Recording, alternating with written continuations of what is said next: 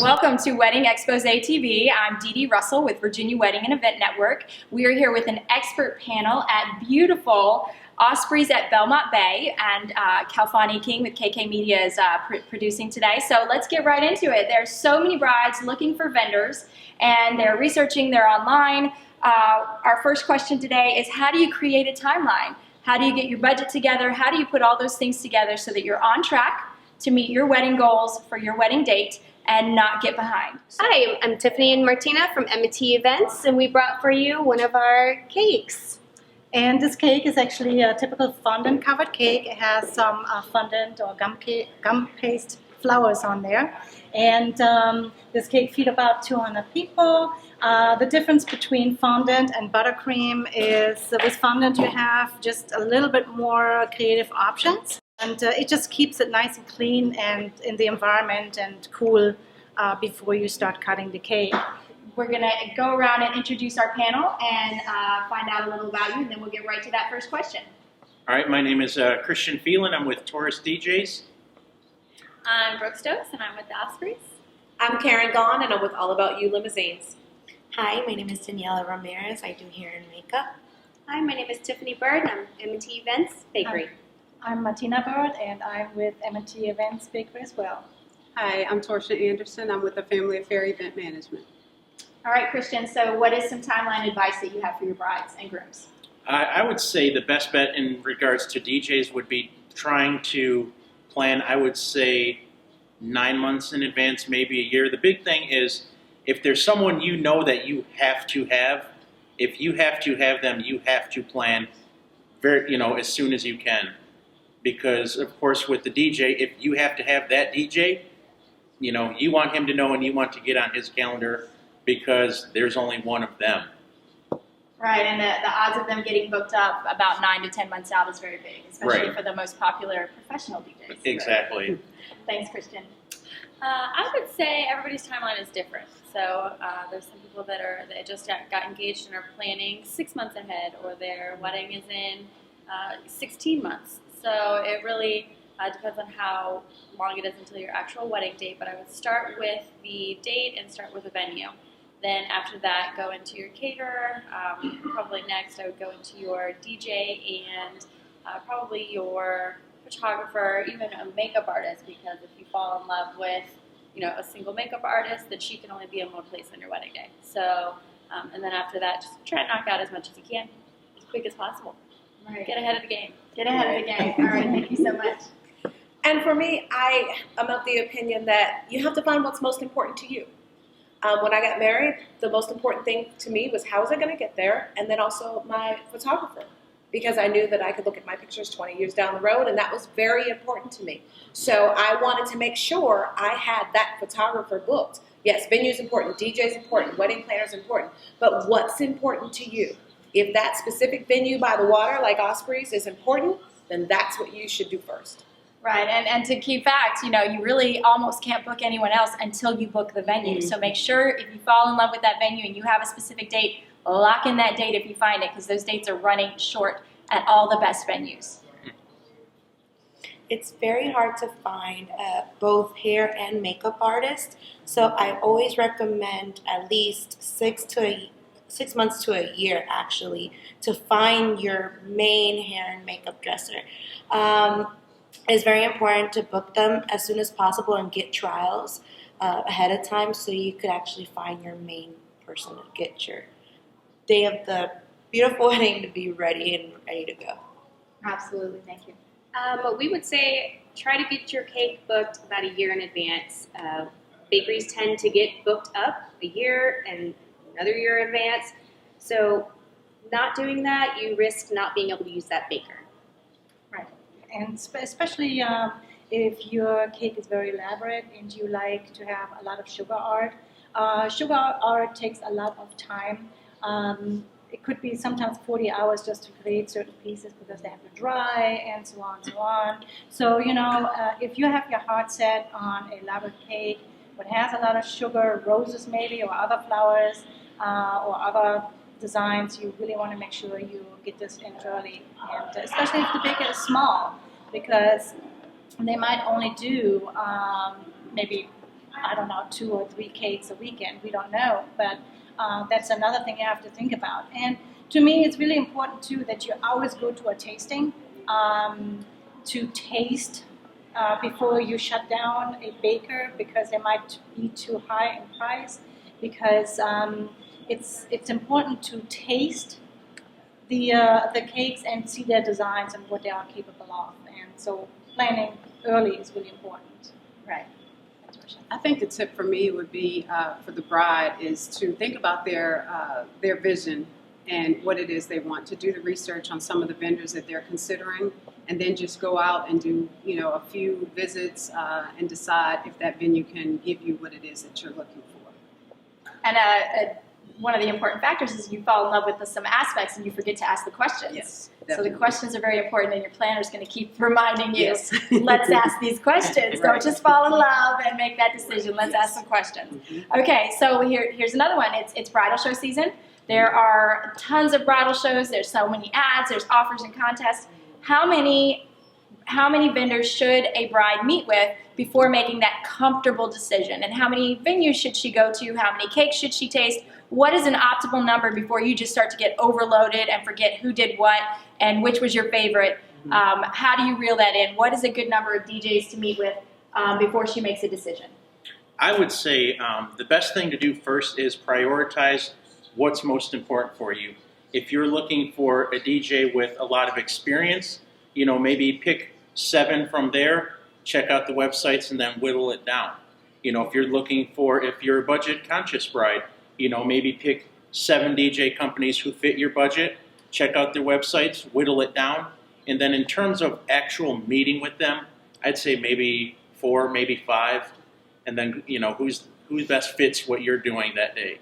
It's a personal connection, I think, at that point. Oh, for that sure, really definitely, reels in yeah. absolutely, and confidence and comfort. Yeah, and the big thing with the DJ, of course, is for the most part, they're going to be the face, they're going to be the director of your event, because I tell all my brides, truth be told, I'm the only guy with the microphone in the room. Note to Torsha. Yes. You need a microphone, and there can be that. Exactly. Okay, thank you so much, Kristen. And how about you? How many venues is an appropriate number, do you think, for the bride? Because she's going to view them online. Yes. Hopefully they have websites that she can view, and images and photo shoots that they can show. So, at the point that she sees them online and then she goes to visit, what is a good number before she, kind of sees too many or she walks away from the right one? I would say you could probably get, 5 or 6 venues in, especially if you plan on doing a different kind of venue. Maybe go visit a barn, maybe go visit a winery, come see a waterfront venue, maybe go check out a hotel. I think it's always a good idea to go check out venues in different areas.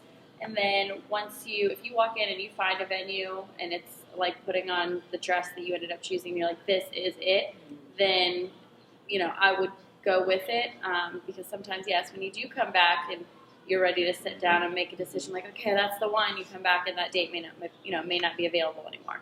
So I think 5 or 6 is probably a good number in different categories, different areas.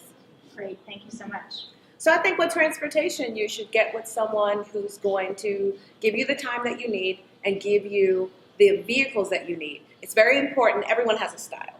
Mm-hmm. So it's very important for you to know your style. If you want a classic car, if you want transportation that's going to be able to take your guests from one place to another, there are several companies that can probably do that with you. But I agree with Christian, you have to be comfortable with the person that you're meeting with. So I would say 3, definitely check out the websites, do your homework, check out the Facebook, check out the videos, and then go with the one you're comfortable with. Great advice. I agree with that. My suggestion would be 3 to 4 makeup and hairdressers. I keep it small because at least it gives you the time and the date for you to set up an appointment with each hair and makeup artist to actually say, okay, out of the 3 and 4, which one is the best one that would suit for my style and for my event and for my wedding day. So that's my suggestion. Perfect. And we would say about 3 to 4. You're always going to want to have a tasting, and you're always going to want to read the reviews. There are times where you see a review that would scare the crap out of you, and that's probably not the best person to go to if you're that worried that a disaster will happen. But you have to meet the people So you really need to come in for a tasting, and you have to be comfortable with that baker to know that they're going to have the best artist possible and that they're going to make your cake beautiful. You're not just going to want a cake that tastes good. You're going to want a cake that also looks good. Right. Well, and I think that is a scary factor because we all know 10,000 things can happen to your cake before Yes. it gets there. And are you working with a professional that Yes. knows how to manage it so you never know that those 10 things almost happen? Getting upstairs, getting around downtown, walking through rock parking lots or, parking lots that are far away. How about summertime? Yes. Or, out here we have freak snowstorms one day and then 70 and then, warmth is not always great for buttercream. So do you have a seasoned professional with the reviews? And I agree with that. And I say look for reviews on Facebook and Yelp and all those other places, not just in one place. Yes. Thank you. That's great advice. Yeah, I agree with Stephanie, and also make sure that they're licensed and bonded. So if there is a issue that you'll be taken care of. Absolutely. I think when it comes to wedding planners, I think at least 3. You want to find out their level of professionalism, what kind of credits they have under them, what events they've done, and the relationships that they actually have with some of these venues. If you have a wedding planner and you go into a venue and that venue is not wedding planner friendly, we're going to have some issues. So you need to ask a lot of questions just to make sure that they accept the outside wedding planner, and if they have an on-site coordinator, that the two of them can really work together. And that doesn't happen, a lot of times. So you want to make sure that you ask those type questions. And let's make another point real quick is that, this is your first wedding experience that you're planning possibly. So if that's the case and you've never met with a wedding cake vendor or a wedding planner or a DJ, and you only meet with one, how do you know that next one didn't have a slew of more information or more options or all of that? So all great advice. So Torsha, what about contracts and things like that? Do we have tips? My tip would be, I think, just to view the contract carefully. Make sure that your wedding planner views the contract with you. Make sure the bride and groom are there together and read through it to find out any of the small print, to make sure that you understand, to make sure any hidden cost, and don't just sign right then and there. Maybe, take it home, get a chance to really look through it, make sure that, everything is included in there, and just kind of go from there. Great. How about contract tips for you guys? Any tips for the brides and grooms that are looking at those contracts for the first time and they're going to have 10 different contracts possibly to look over? Exactly. It's very important to read the fine prints and to know, what are, stipulations in a contract. So I definitely would recommend to read the contract careful, but don't wait too long to make a decision. Again, it could be snatched up the time and date you want. Yes, So absolutely. make sure you read through it and get it done. And I would say be careful of the hidden fees. Yes. Yeah. If you see hidden fees, that's a red flag for me. Because if you didn't tell me that in the very beginning, now you're trying to stick something in there in a contract that really you didn't talk to me about. So if you have questions or if you see something, you need to speak up and you need to say it. Yeah, if you feel uncomfortable about anything and there's something going wrong, definitely speak up. Get with your wedding planner. Yes. Another reason to have one. How about your contracts? I would really recommend them, like they said, read everything in the contract and also read why you're being charged that a certain amount of money. For example, in my experience, I charge based on traveling. If I need to be at the place or at the venue, or how long am I going to take there? Who am I going to do it? How many people am I going to be doing? This is all the costs. At the end of the day, they'll all be summed up together into one whole package. And so brides need to know all these ideas to think about. I think you should take the contract, take it away, take a breather, and then maybe go back to it. Another tip may be to take someone with you. Have someone else read the contract that was outside of the meeting that you had with that vendor. Because they may think of questions and that you can go back and ask that you weren't thinking of at the time, because you're excited about the moment and you're excited about hiring this vendor and the date is open, but you may want to have someone else read it. They may have questions that you didn't think of. I like to send my contract, especially if I've talked to a couple that came in and they call me and say, hey, we love the space, we want to book. Then I'll send them their contract via email. That way they have a chance to look over it. Then we can schedule a time for them to come back in, and I always run through each segment of the contract with them carefully and go over everything that way. There's no questions because the contract is there to protect us and also to protect our couples. Yes. It goes both ways. So, yeah, if you can get a hold of it beforehand to go over it, That's actually give yourself some time, then that's great. And then I would say, you want to check basically 3 things. You want to check details, directions, and the deposit. You want to check the details. Do they have your date and time correct? Because that's what that vendor is going to use as their guide for your date. The directions, that's the same thing as everyone said. Check their fine print. Do they have something snuck in there like maybe they expect the bride and groom to pay for parking or something like that if they have to park off-site? Well, those kind of things add up. And then the deposit. Maybe they want you to pay a 50% deposit. Some people have, say, a flat fee like everybody pays $100 deposit. Make sure you know what you're getting yourself into before you sign it. Absolutely. So my tips are a couple things. Don't ever work with someone that doesn't have a contract. Yes.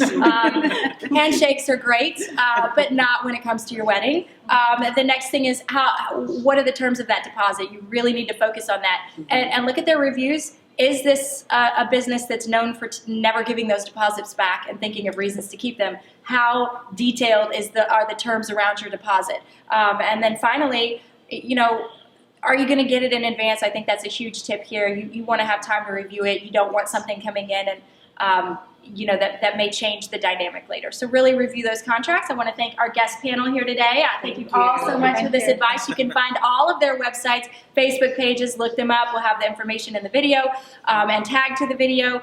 Thank you so much, KK Media. If you do not have a videographer for your wedding, he may be booked, but you could still try. He's a pretty busy guy. He's working with us, and we appreciate it greatly. And again, I'm Dee Russell with Virginia Wedding and Event Network. Any questions you may have, any help you may need, everything we do for the couples is free. So log on to VAWE network.com where you can find incredible wedding vendors for your big day.